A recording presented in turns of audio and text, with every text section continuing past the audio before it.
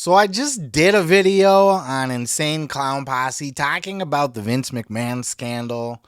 And it was fun because I'm an old school juggalo, and it's fun to bring in Insane Clown Posse to a wrestling show where we're not normally going to be able to talk about Insane Clown Posse. Well, I didn't know that it was going to turn into the weekly Insane Clown Posse segment because Violent J this week just so happened to pop up on Booker T's podcast. He was doing the Hall of Fame with Brad Garrett, a different format. They did like a sit-down interview in the center of the ring at Reality of Wrestling at their warehouse in Texas or whatever. Just Violent J, not Shaggy. Violent J is the fat one for those that are unfamiliar. There's a fat one, skinny one. He's the fat, crazy one with the spiky blonde hair. He sat down with Brad Gilmore, with Booker T, did a full hour-long interview in ring, and talked about a whole lot of different things. Certainly touched on the Insane Clown Posse music end of it, but a lot of it was about ICP in wrestling, how they got their start, this, that, the other thing. But what is always most fascinating is hearing Violent J talk about the difference between working for WWE and WCW and how those opportunities even came about. How did those guys end up on our TV screens in the late 90s? We're watching wrestling on TV. Clowns were actually hitting it big in the music industry at that time. It was peak Insane Clown Posse with Great Malenko and Amazing Jekyll Brothers era. They were at fucking Woodstock that year. It was peak. They were peak clowns. And then all of a sudden they're on our fucking wrestling TV too. Not just Raw, but also fucking Nitro later. What happened there? Check out this clip. We were training to be pro wrestlers before we even thought about being rappers. That's what a lot of people That was the don't first know. dream. Wow. Yeah. And we were messing around in the backyard, you know what I mean, doing all the backyard wrestling growing up, of course. But when we turned like 17, even though I was still trying to live my wrestling dream, hip-hop started to really overtake a lot of those. I was in denial for a minute, you know what I mean? We still kept saying we're going to be wrestlers, but then I couldn't deny the passion for hip-hop, Fans started showing up at our wrestling shows without the paint, So we were like, all right, we're not going to wrestle no more, right? So then in 98, we get a call from WWE, and they want us to make the ring music for a team they got called the Oddities. Right. And we're like, man, do y'all know we wrestle? You know what I mean? And they're like, what do you mean? And we're like, we wrestle. We come from this world, And so they flew us to the building. We didn't really have fun in our wrestling career until we got to WCW. So how did y'all get there? How did y'all go from WWF to WCW? Okay, we were in WWE, and we kept at that time. We kept telling Vince Russo, look, we're afraid everybody's going to think we're just wrestlers, like we don't actually have music in. Because they were just paying us a little bit of money, but we were missing a concert every Monday to go do Raw. They would do it and then film one.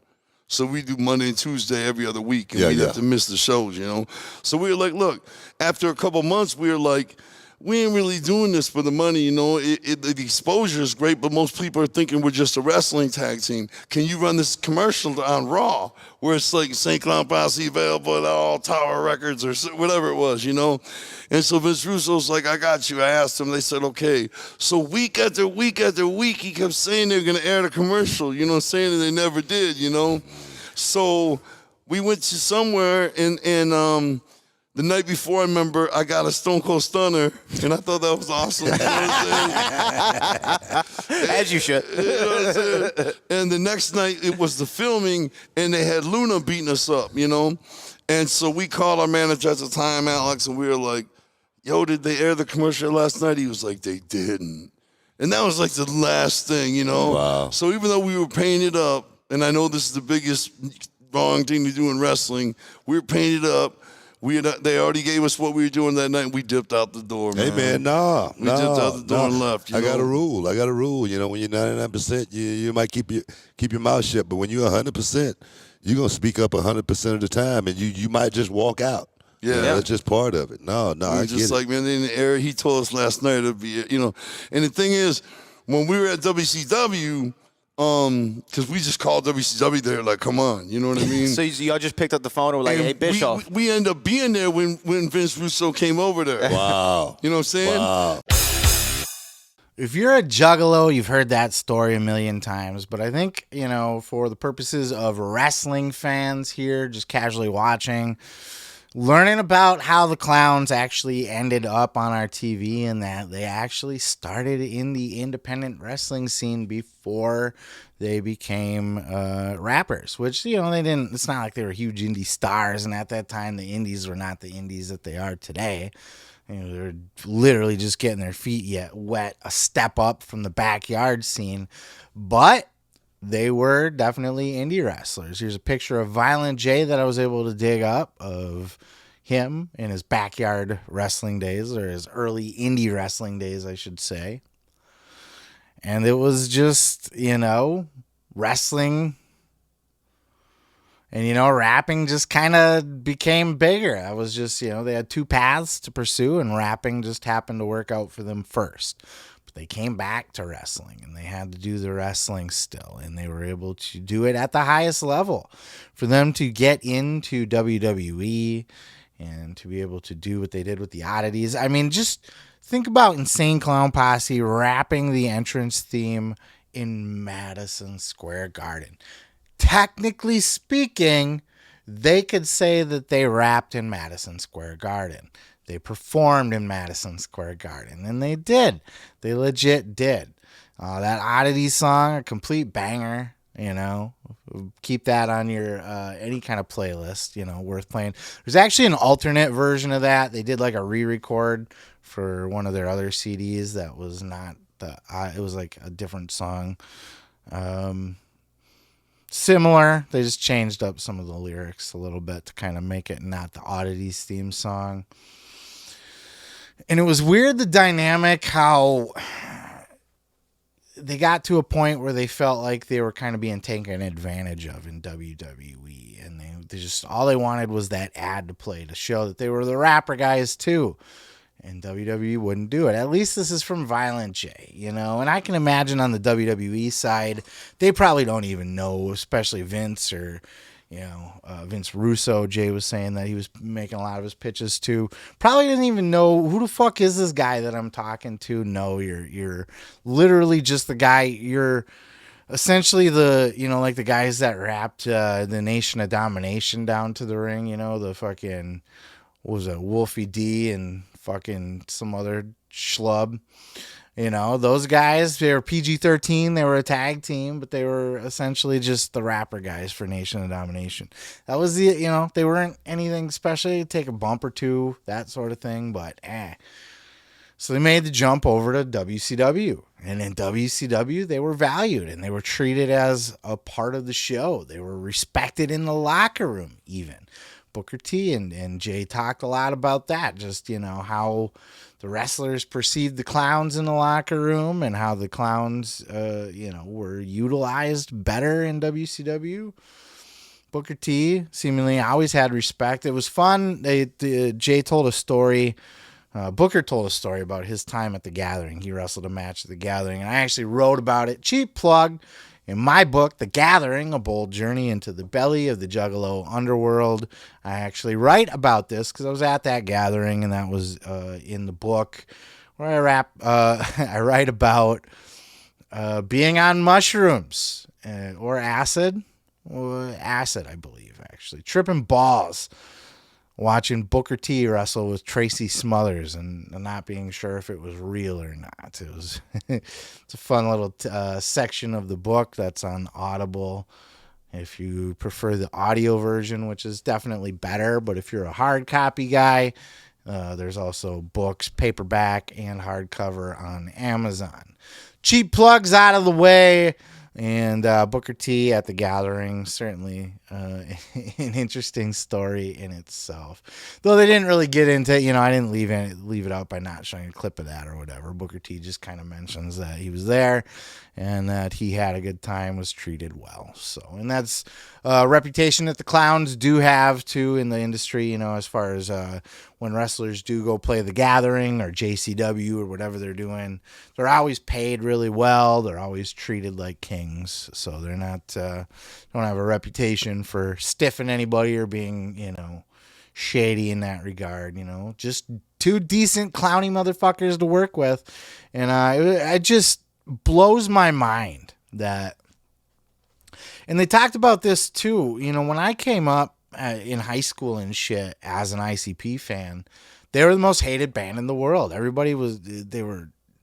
People were disgusted by the clowns. They were clowny and violent and talked about stupid shit. And I don't know, they were just weird. And, they were outcasted by society. But we're kind of at this point now where Insane Clown Posse, they're kind of like OGs, right?